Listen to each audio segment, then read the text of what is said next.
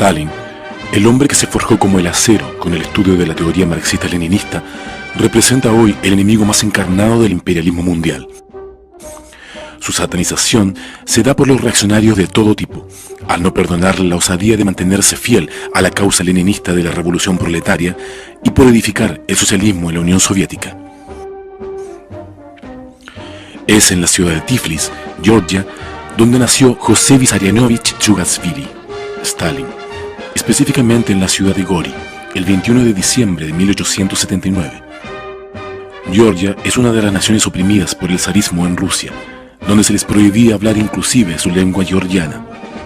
Las condiciones de las naciones, entre ellas Georgia y de Rusia en general, eran de miseria y explotación. El proletariado y el campesinado estaban sumidos en la pobreza. Es en la provincia de Tiflis donde se vio por primera vez al hombre que se convertiría en el más odiado enemigo de la minoría burguesa y el más querido por millones de proletarios del mundo, por las grandes masas populares.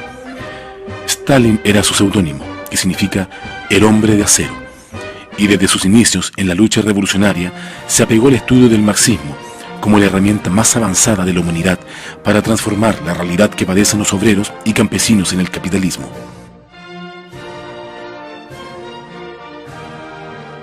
Stalin asumió el marxismo y se integró, una vez ingresado en el Partido Obrero Socialdemócrata Ruso, al grupo más firme y consecuente con la lucha de la clase obrera, los bolcheviques, liderados por el gran jefe de la Revolución Rusa, Vladimir Lenin. El camarada Stalin, en su labor en el seno del partido, desarrolló diversas tareas, entre las que podemos mencionar el atraco a un banco para financiar el partido, instalar imprentas clandestinas para reproducir periódicos y octavillas revolucionarias. Se colocó al frente de la organización y lucha en varios levantamientos obreros. Fue apresado y desterrado por la policía del zar. Huyó del lugar de confinamiento. Trabajó arduamente en la clandestinidad, lo cual fue dándole a Stalin una condición de cuadro probado, tanto en la teoría como en la práctica, y fue convirtiéndose con la confianza de su gran guía político, Lenin, en un jefe del partido.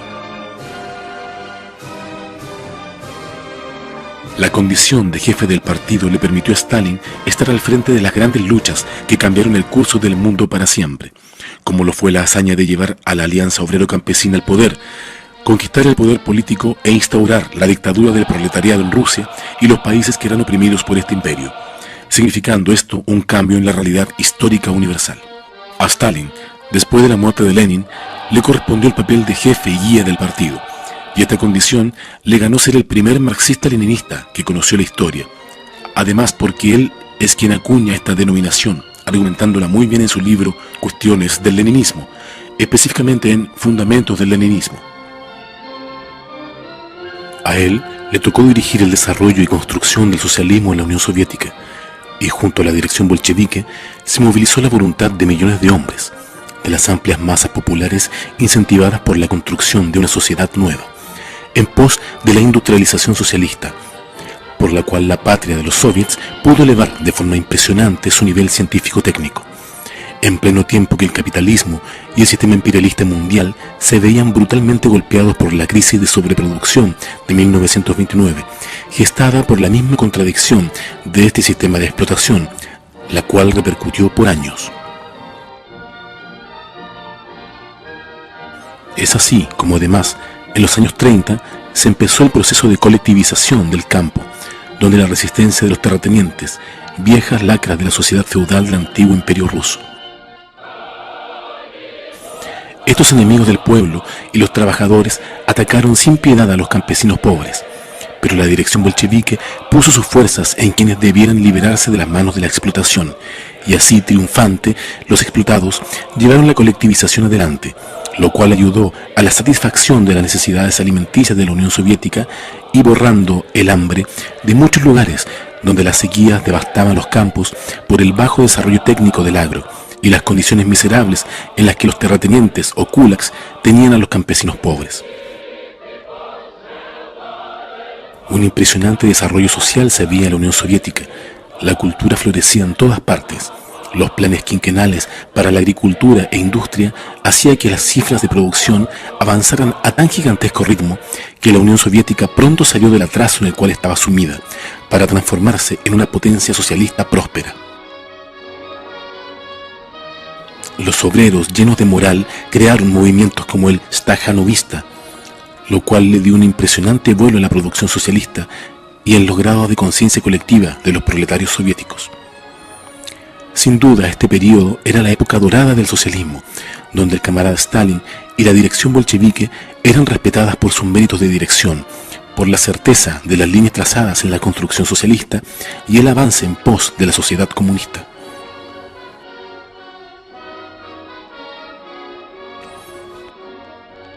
Pero no todo era de color de rosas.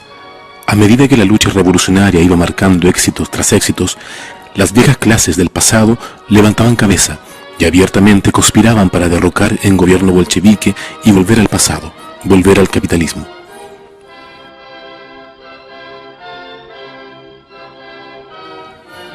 Cabe recordar que desde este periodo, la burguesía internacional no pudo perdonarle a Stalin y los bolcheviques estos méritos que llenaban de orgullo a los proletarios del mundo.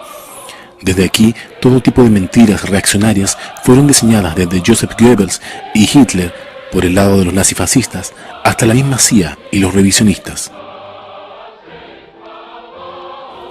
Los comunistas, guiados por Stalin, se tuvieron que enfrentar a ataques de la contrarrevolución interna en la Unión Soviética, a los desleales al partido que se convirtieron en agentes encubiertos del imperialismo, entre ellos Zinoviev, Kamenev y Trotsky.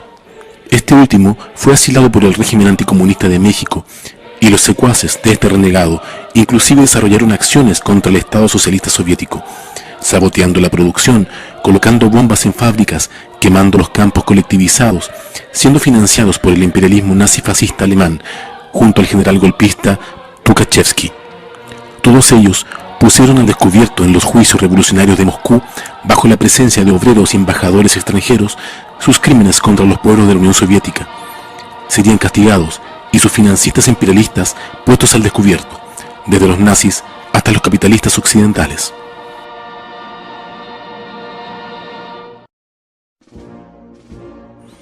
Stalin se enfrentó al ataque más despiadado del imperialismo contra la Unión Soviética durante el desarrollo de la Segunda Guerra Imperialista Mundial, para acabar con la revolución proletaria e instaurar el régimen nazi-fascista, que le costó a la Unión Soviética 800.000 comunistas, 27 millones de soviéticos en total.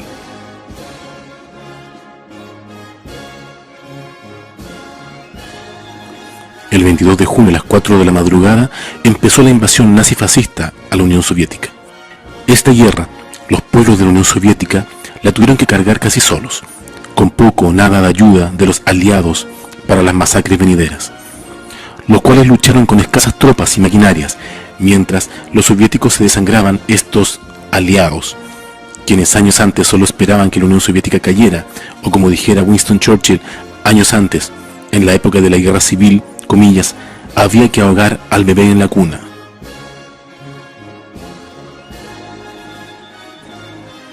Ayudaron a la Unión Soviética solo como buenos especuladores que eran, pues veían el coraje y lucha de los soldados rojos, de la fortaleza con que su dirección encaminaba la victoria antifascista de los pueblos soviéticos. Los pueblos de la Unión Soviética recordarían esta guerra épica como la Gran Guerra Patria, por el gran costo que tuvieron que pasar en los 3 años, 10 meses y 18 días que duró este brutal conflicto para ellos.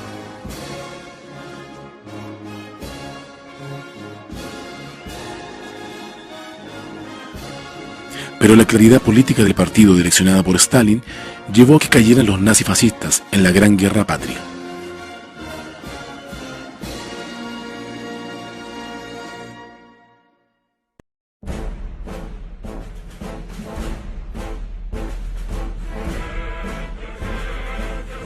Fue en la ciudad de Stalingrado donde finalmente culminó una de las batallas más grandes en defensa de las conquistas logradas por los proletarios soviéticos, donde el fascismo alemán fue aplastado por la patria soviética. El ejército rojo avanzó hasta la ciudad alemana de Berlín, donde se dio fin a la guerra, pero la lucha no terminaba. Había mucho que hacer. Reconstruir la Unión Soviética de los embates de la guerra no era tarea fácil, y a eso se abocó el partido, lo cual afectó en parte su funcionamiento, donde gérmenes de parasitismo burocrático en el partido y el Estado aparecieron, lo que fue combatido por la dirección leninista de Stalin, pero estos esperaban su turno para atacar.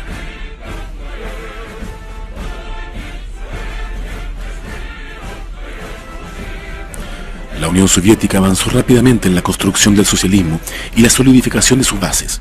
La economía se recuperaba superando incluso las metas de lo planificado. Las filas del partido crecían cada vez más. El movimiento comunista internacional también crecía, ya que la Unión Soviética era el país anhelado por los proletarios de todos los países, y el respaldo del Partido Comunista de la Unión Soviética a las revoluciones proletarias en otros países fue muy importante.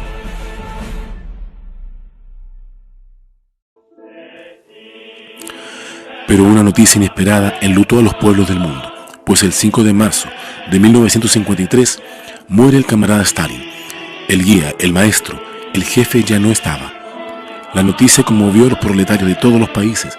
Sin embargo, la fuerza y vigorosidad de emular su ejemplo estaba presente en los obreros, quienes con dedicación asumieron la tarea de superar el dolor por esta pérdida y avanzar por la principal causa que su jefe les enseñó: edificar el comunismo.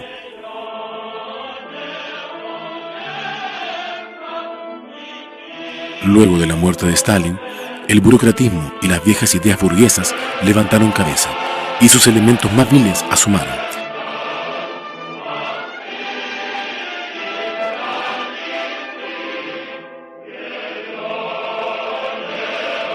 Estos camuflados en el partido se encarnaron en una camarilla revisionista que tomó las riendas del partido, traicionándolo y entregándose desde el 20º Congreso del PECUS a la política imperialista para acabar primeramente con la imagen del gran líder y jefe, el camarada Stalin, promoviendo su satanización, pero siendo su verdadero objetivo acabar con la Unión Soviética y su ejemplo.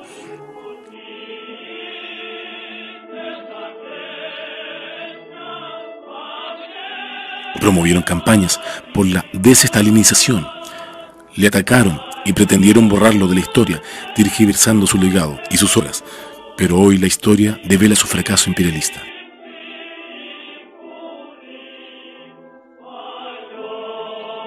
La política desarrollada por los traidores revisionistas, desde Khrushchev hasta Gorbachev, estaba dirigida esencialmente a acabar con la Unión Soviética, como en efecto lo lograron. El imperialismo desarrolló grandes campañas diciendo que el socialismo y el comunismo habían fracasado, que el fin de la historia y las ideologías había llegado, que el capitalismo se sobreponía por encima de cualquier sistema. Hoy vemos todo lo contrario. El socialismo y el comunismo se levantan. La histórica frase del camarada Marx, proletarios de todos los países unidos, está aún vigente, y el proletariado arrecia su lucha contra el capitalismo y los imperialistas.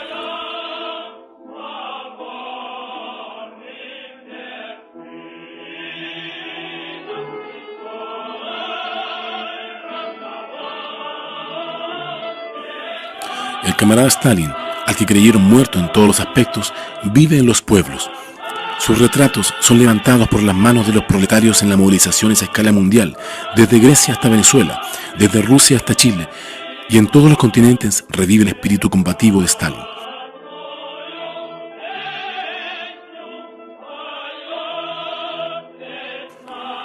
Lograr cumplir con su legado es nuestra gran tarea. Hoy el camarada José Stalin es la representación más digna de un comunista marxista-leninista, por ser el acero inquebrantable e indiscutiblemente el férreo luchador que entregó su vida a la causa de la revolución proletaria. Stalin es el digno cuadro revolucionario, ejemplo a emular, y su legado vive y será defendido por los partidos comunistas revolucionarios que, victoriosos, llevarán más temprano que tarde a la clase proletaria, al poder político y al socialismo.